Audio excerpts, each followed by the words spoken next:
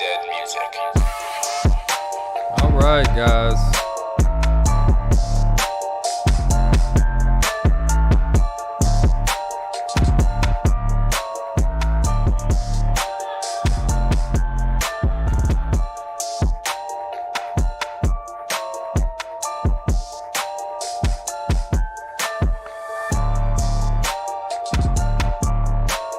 What's up, Batarusan?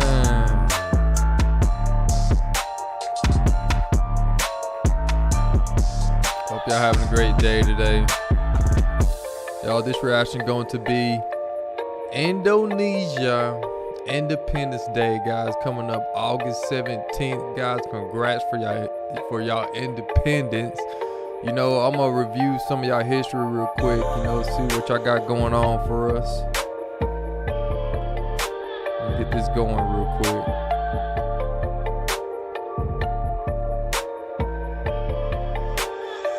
This is Music.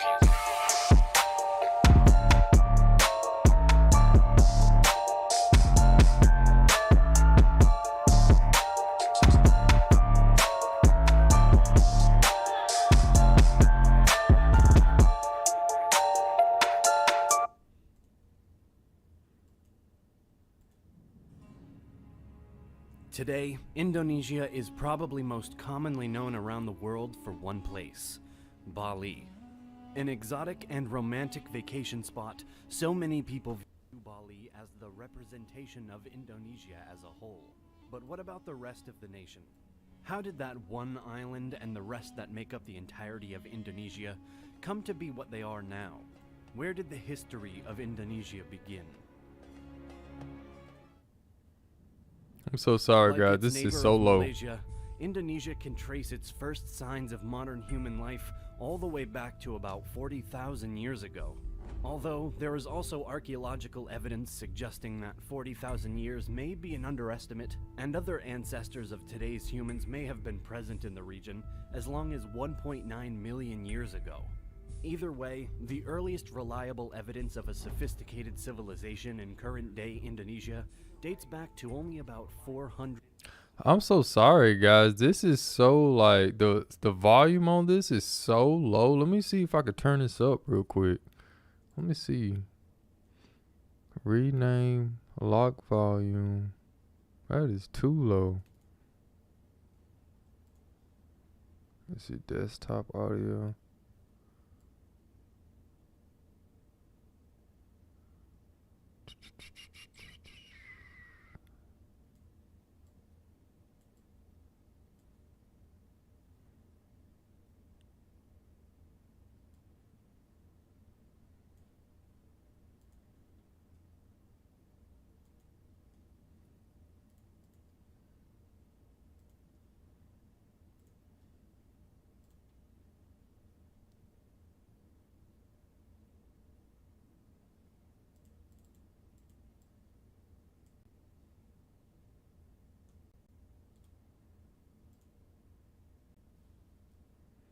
Guys, I do not know how to turn this up. Everything's turned up on this thing. That is too low. Let me see if this will work. BC. Today, Indonesia is probably most commonly known around the world for one place, Bali.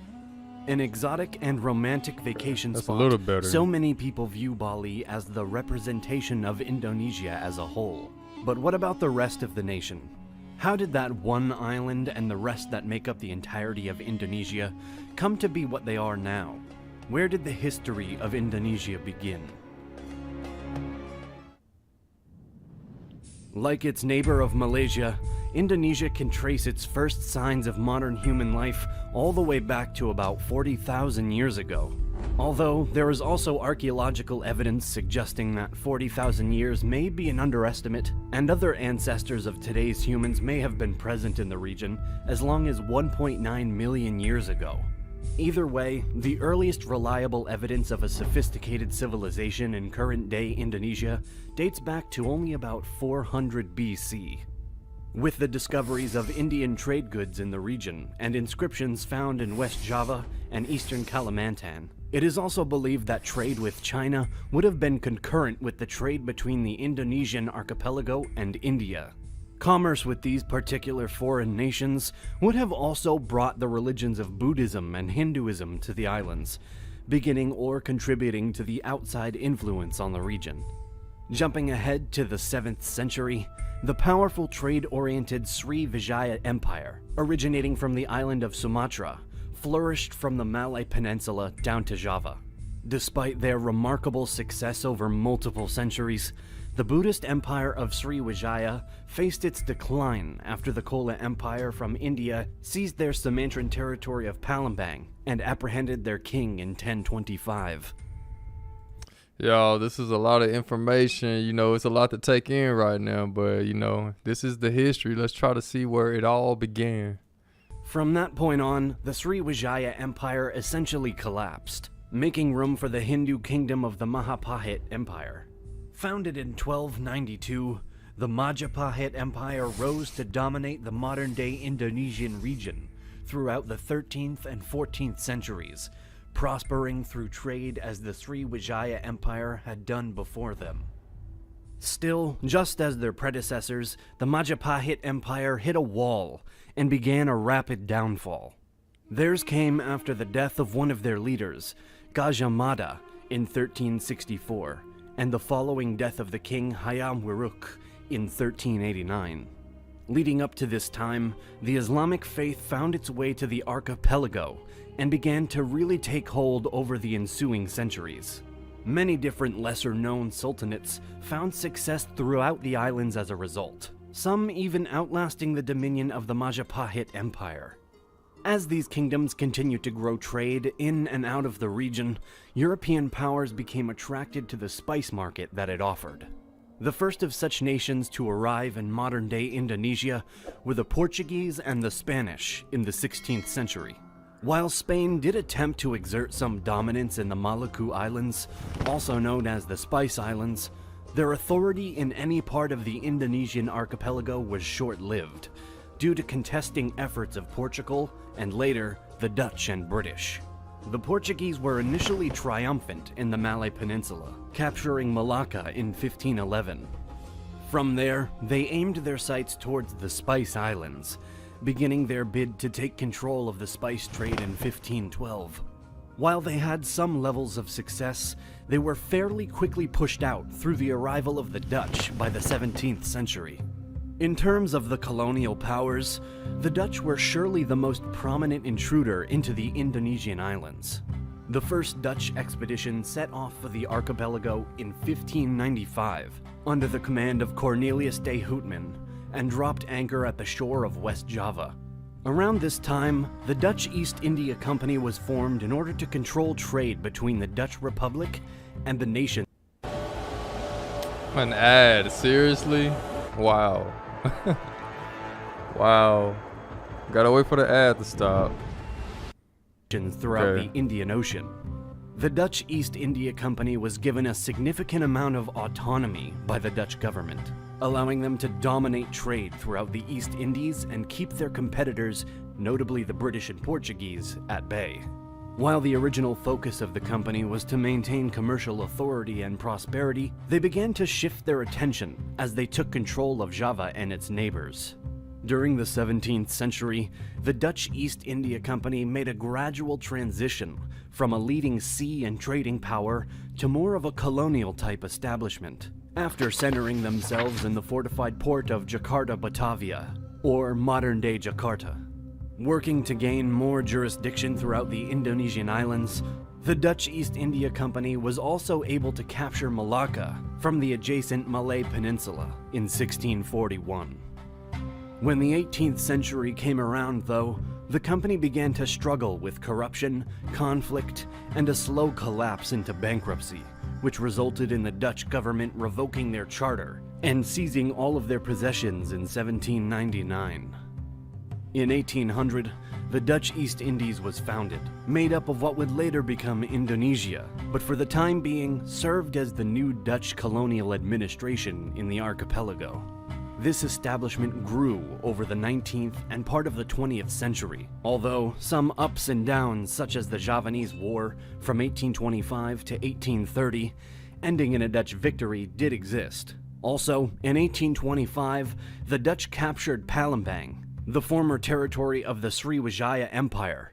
During this period, the Dutch also settled disputes and clashes with Aka, Lombok, and Sulawesi, and continued to expand their dominion.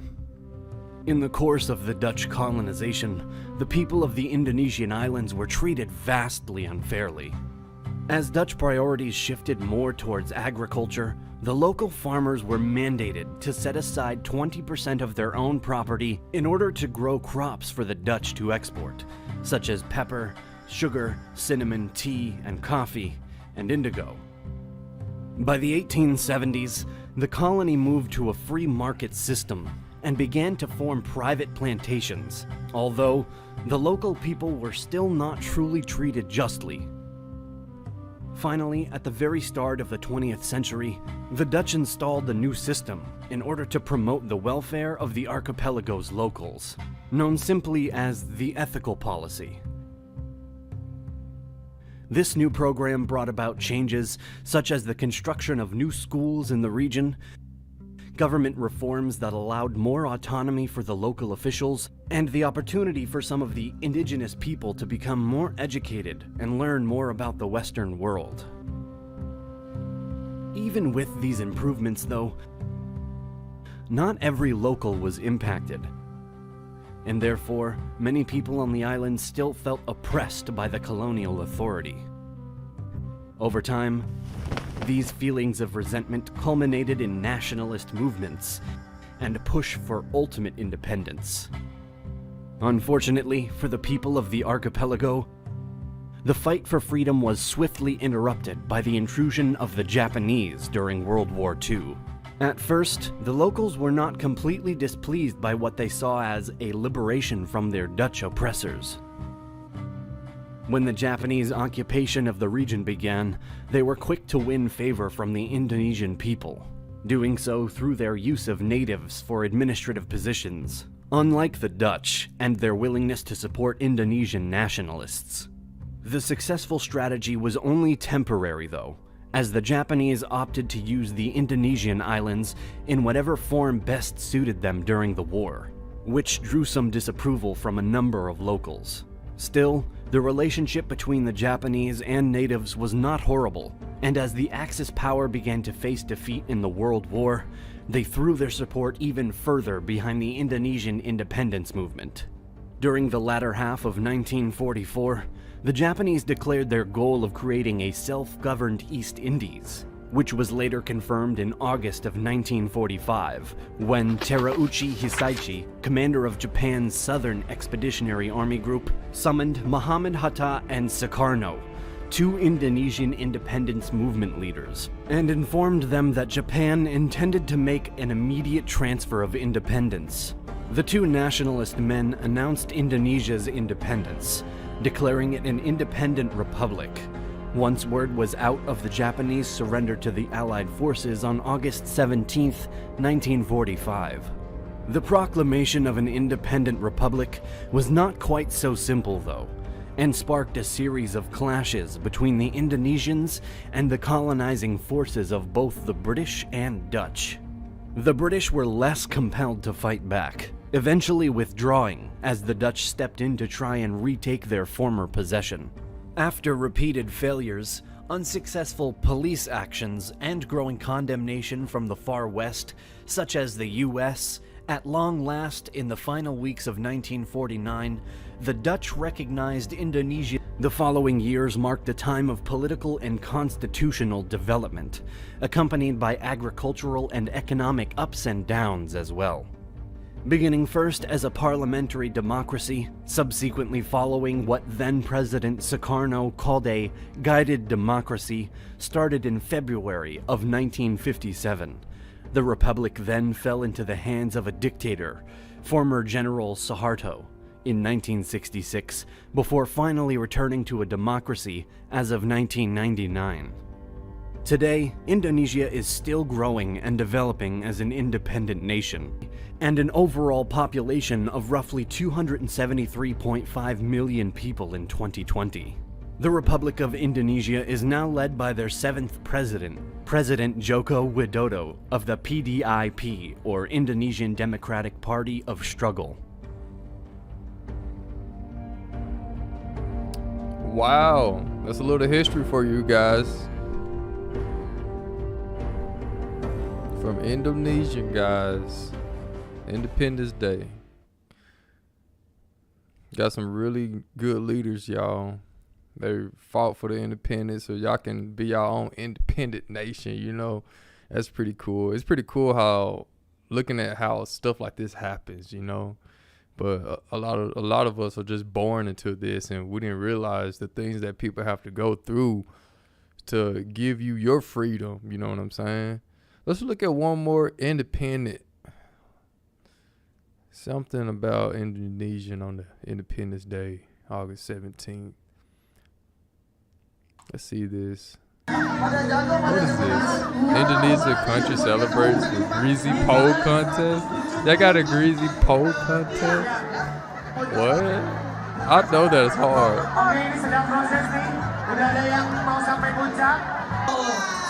Wah, berhasil. Wow. Berbunyi terus, jadi ayo dilanjutkan yang belum dapat. Siapa yang bawa sepeda?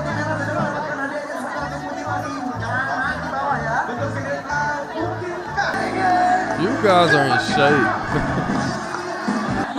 Oke, siapapun di antara mereka berhasil mengibarkan bendera merah putih di atas berarti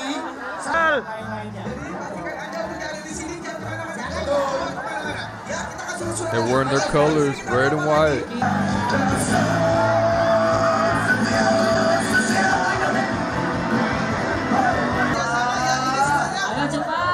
Oh my God. Feet and everything on their faces. So y'all have a great day. More reactions coming soon, guys. Like I said, happy Independence Day, guys. I know it's August the 17th, but I'm gonna be busy on that day, so I wanted to make sure to get this video out for you guys. So peace. Thanks for watching. I'm out.